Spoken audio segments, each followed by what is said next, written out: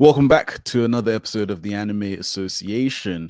Back again with another episode of Windbreaker episode 7. Before I get straight into that conversation, make sure to like the videos as well as subscribe and also hit that notification bell. It does help us. It's free for you, but it goes a long way for us. Again, before we get into that conversation, let me introduce to you my guys. I've got Anime Addict and I've got A1. Yo. Cool. Good, guys. So, just before we get deeper into the episodes, you guys let me know just your quick reaction thoughts on episode 7 in its entirety, without obviously going too far deep, but just your basic thoughts on it. Yeah, so Addict. I love how we got a lot more action. I love how they finally went to the other block. They finally, left their block and went somewhere else. I'm very curious about the new I don't know if they're quite a gang or if they're just like a professional bodyguards or exactly what they are, but I'm curious about that new group and maybe how things would tie into the Frank group as well. Nice, Forbes. Yeah. I actually agree. Like, I love the action at the beginning. Love the little backstory that they had in the middle of it. It's showing like the way his writing is like I can do it all in one episode. I don't just got to give you straight story. I don't have to give you all fighting. I can do it all in one thing. Uh, and whole pacing of the whole episode, I honestly forgot it was 25 minutes. Honestly, like so, it was a real enjoyable episode though. Yeah, it was great. I think I thoroughly enjoyed it. It was always good. It was kind of good getting back to some slick hands.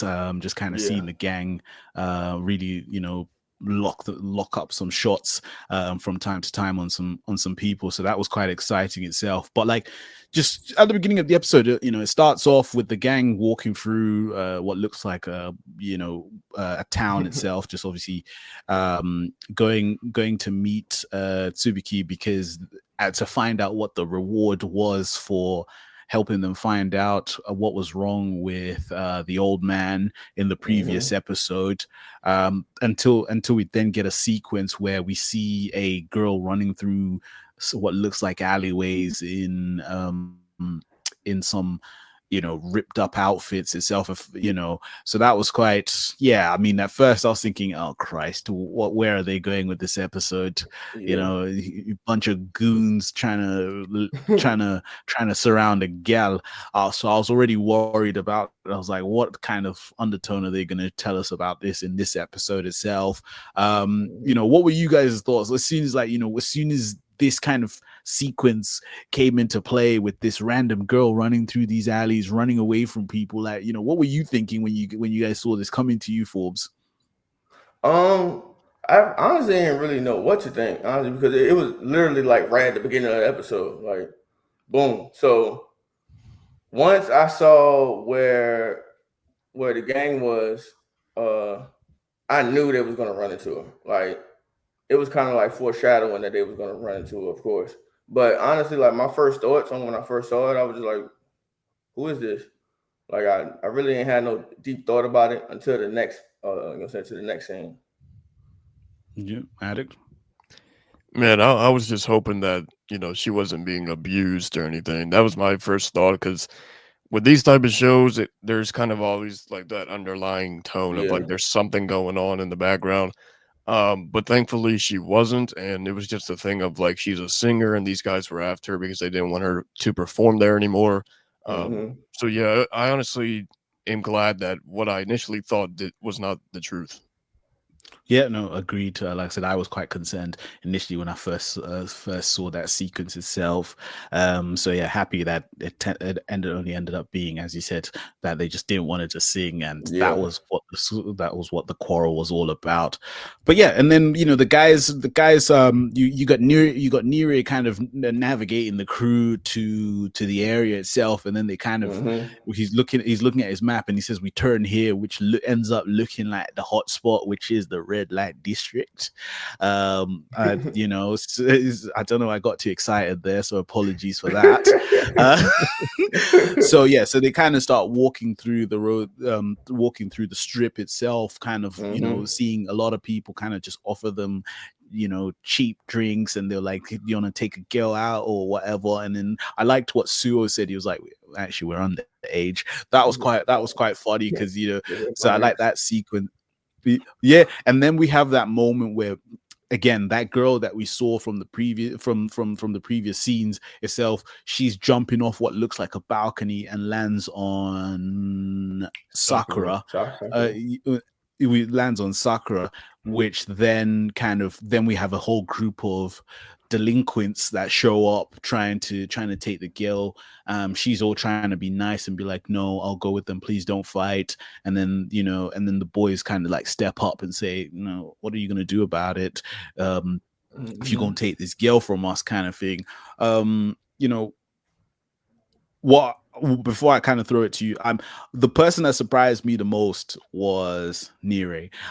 You know, his development from within the background, knowing that, you know, we know what he offers, but it's that feeling that he still feels like he doesn't offer enough, you know, Yeah. because he's always having to be protected by the guys during each of the fights itself. So he kind of goes up to, he ends up meeting up with the goat himself, Suo, and kind of asks, you know, for some training, on Yeah. how to fight itself. You know, just like, what were your impressions of Nire in this episode as a whole, just seeing where he's at, even though like they don't always show us what's happening in the background with these characters. We know we end Mm-hmm. up getting them as flashback sequences or so, but like, what were your impressions of where Nire is now at in the episode? Coming with you, Forbes, and then we'll go to Addict. Like it's showing more of his character, honestly. And their relationship, like him and Ira, like we didn't see that until they show us in the flashback, like you said, right? So, but at the beginning of the episode, when Sakura asked him about his, he's like, "Hey, what's going on with the face, man?" Told him some, Hmm. I tripped. But then he looked at him. He was like, "Yeah, you tripped. That's right." But then now we like, "Oh, why they looking at each other like that?" He's sliding behind them. Like it shows like that big brother, you know what I'm saying, little brother, you know what I'm saying, relationship. And it's showing more of his character. Like, and I like the development of it.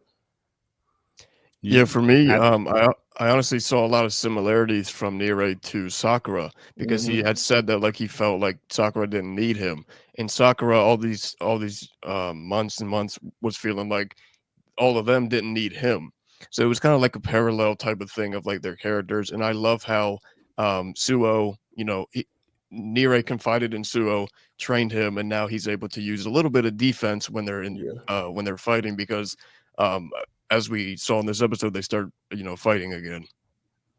Yeah, and just, you know, just coming in with that fighting sequence, the fighting sequence itself, you know, we see that moment of trust where Nire kind of said, I can handle this, kind of thing. Mm-hmm. And then where Sakura had a moment of doubt, but then he had that little flashback sequence where they say, like, you know, trust the people, and then he was just like, okay, cool, got it. And then they kind of had the fight. We have that Yep. one guy that tries to attack Nire. He does a little turtle move that he's learned from Suo itself, you know. And then a lot of hands. The one Mm-hmm. thing I just got to highlight here is Suo is the goat. I love Yeah. that dude. Like, Yeah. honest to God, there is this underlining thing that I keep thinking, that this man could wash, he could wash some first years and second years if Yeah. he really wanted to. There is just, you know, I get more and more curious about whatever's wrong with his eye, because then because a lot of these Yeah. animes now, for all we know, this man's got no problem with his eye and he just uses it as a handicap because he's Mm-hmm. just too damn strong. But I am Yeah. curious to really see a lot more Suo, because he really does, he keeps showing, you know, his potential with his kempo, with his Chinese kempo techniques that he Mm-hmm. does, where he's just using your momentum against you. And then like just kind of just talk to me, you guys, about the fight sequence, coming to you at it, like just the whole fighting between our Furin gang and this mob that were trying to take this girl away, like just from start to finish. And then we'll come to you, Forbes, for your thoughts on that fight as well. Yeah, whenever Sakura kind of, takes charge and he's like, I got this, that's You when I know know it. that I'm gonna enjoy the next 5, maybe 10 minutes because any character that is like locked in and they're like, all right, I got this. I just love seeing that. And I love how they just take them out because they're putting those guys in their place. Those guys deserve to get taken out for what they're trying to do. So Yeah. everything with Sakura, I loved. Everything with Suo, I loved. I also love how they implement all three of them implemented the roly poly technique that Suo taught Hmm. Mirai. That was probably my favorite part of the fight. Forbes. Yeah, yeah. I gotta touch on what Addict said too. Like the way he just walked in, like, yeah, I'm ready for the fade. Let's go. Like, y'all take care of y'all parts, I'll handle this part right here. You know what I'm saying? But my favorite part was basically when we did get the flashback. Cause like I said, like I enjoyed like their, you know what I'm saying, the little comedy they have together, you know what I'm saying, their relationships. But that really showed like his development and how dedicated he was to protect that girl. Like honestly. And at the same time, weren't they grown though? The guys that was trying to kidnap her? I They think did so. seem Yeah. grown. Yeah. At the end of the day, they got their fade ran by some teenagers. And that's the funny part. I'm like, bruh, come on. Ain't no way, bruh. Three of them at that. And one got and one just rolled, did a tech roll and took one of your guys out. And y'all didn't complete y'all mission at all. Yeah, and yeah, I think that was just coming back on that. I think that is the one that kind of hurts the most. Yeah. These guys look They're like they grown. are people that have either dropped out of school or finished school, or even like university people that just part of this game and they all Yeah. got random fade They on. work at a Seven And Eleven. yeah, and they, they got absolutely Regular lives. murked. So that was quite interesting. And then kind of just then we have that whole sequence where they've all finished, the fight's finished, and then we get this dude that dressed in a suit who just happens to show up, who runs towards the gang, where to the point where Suo and Sakura go into a defensive position, and they, Hmm. you can see on this with his forearm, he's really feeling it, and they could tell that this guy is actually he's not a mug. He's actually Yeah. someone that's got them hands, kind of thing. Then we've got that girl that keeps trying to tell him like, yo, these guys, yo, he's still not having it, and then she just absolutely wallops him and kind of gets things in sorted. And then we have that sequence where his boys, an additional set of boys, come in, and then we find out that whole sequence of who the group is, which is the Repo Cheesa gang or group, who some as Nero ends up enlightening us that it used to have a beef with Furin, until then it was all played chilled as if nothing, Hmm. there's no problem. And then we find out that the guy that was actually in the suit that attacked them is actually the chairman itself. Do you like the question here is, do you guys think there's going to be something more down the line with this group, or is this a random Yeah. encounter that is just right time, and people shake hands and go their separate ways? Because I think, because there's a history within these two groups, I Yeah. thought maybe they might be a bit more. So Forbes, I mean, your thoughts, what are you thinking on Repo Cheesa as a group itself, and what their intentions could be long term, if there is any? Well, honestly, I feel like since Ogre really just mollywopped old boy and he just bowed down immediately, like I got a feeling like they're gonna become a major ally and stuff. Like that's gonna be their go-to people right there. Um, Cause honestly, like she's gonna want to repay them for, you know what I'm saying, for helping her and all that. So that's a bond right there they already built. So I really like that's what I honestly see. Like them just being an ally to him. Yeah, Addict. Yeah. So I think that I could see this going where they, along with Furin, team up against Keel in the future. Mm-hmm. And one of the things that they mentioned was that they knew Tsubaki. And I think that that connection there is also going to be another strength for them to have an ally with them. It also makes me wonder if they also know Emiya because he and Tsubaki are in the same class. So Mm-hmm. also with the past connection of Furin, I just feel like they're all going to work together at some point, presumably against Keel. I don't know if it'll be the end of the season because we're kind of getting toward the end of the season, or if they're going to save Yeah. it for season 3.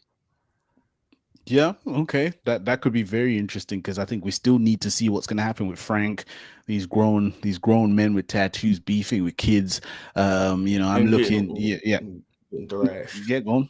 Yeah, getting Nah, thrashed. yeah, and getting thrashed by some Yeah, kids. so looking forward to seeing what happens with that. And then just as we kind of close up, just a couple more things. Obviously, towards the end of the episode, I'd be amiss if I didn't mention this. We see that the reason why we find out that Tsubaki was actually on stage or performing. I think until I saw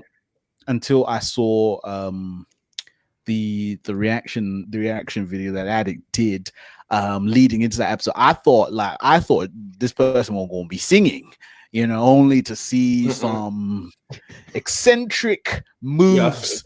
I saw the poll Each to immediately. I was like, oh man. yeah, each to their own kind of Yeah. thing. But I mean, just kind of just initial thoughts.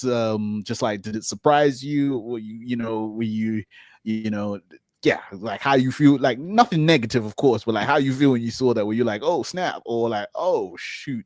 Kind of, just coming to you, Forbes. How you feel when you saw it? Nah, like I didn't know that was coming, but I know what to expect. You know what I'm saying? From let me put this in the right way. Uh From that character? yeah, from that character. And we're going to the red light district as well. Um I really didn't have like I said, I was shocked that I was like, oh man, all right, so that's where it was going. But what made me laugh though was what's the not Nero. Is that him? The one with the blonde Suo, hair? the one with the eye patch, Suo, or no, no, no, no. The one with the blonde hair, the one he trained. Nire? Nere, my bad, my bad. When Nere was like, "Yeah, man, I heard where he works at. It's like it has the best suites and everything." I was like, "Oh man, yeah, you definitely about to be disappointed, bro. Yeah, it got some suites in there, but yeah, I ain't like it didn't really bother me at all. Like it was funny though, like the way they was reacting to it because it was fully supporting them all the way. Like it was like, Yeah. "Oh man, it's so cool. This is better than the suites." I was like, "All right, bro." But yeah, Yeah. Yeah. Addict. Yeah, for me personally, I thought it was absolutely hilarious. yeah, it was. Like I wasn't expecting something like that, but it does fit the character of Tsubaki Yeah. very well. Um, I just I don't know. I just feel like even though a lot of people in the anime community might not necessarily enjoy those type of moments, I personally think they're funny, and I think it also kind of branches out to another group of people that might not have Yeah. started this anime. They might want to get into it now because those type of people are being showcased, and so I feel like Yeah. this is kind of like opening the door for other people to start watching Windbreaker. Mm-hmm. Sure. Yeah. No. Great. And then just final thoughts itself. Upcoming episodes. Any predictions coming to you, Addict, and then we'll run it up with Forbes. Predictions for episode 8 going onwards.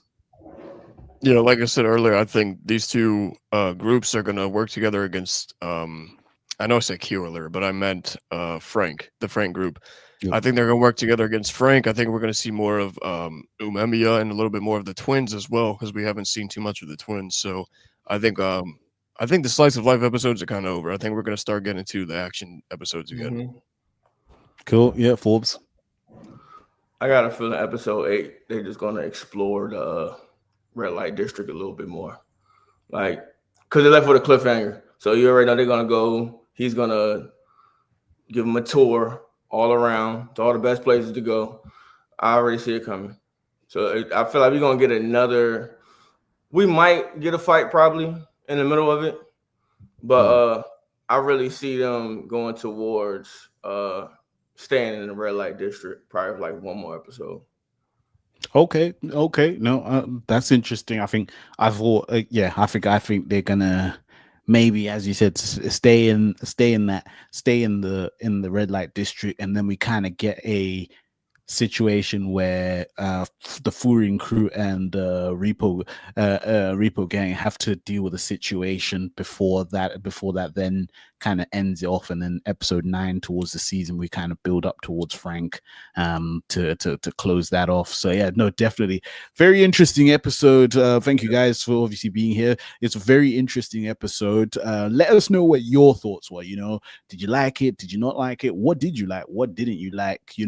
Are you rocking with Furin a bit more? Are you more curious to the Repo crew? Let us know. You got Forbes here will be ready to chat to you in the comments as well.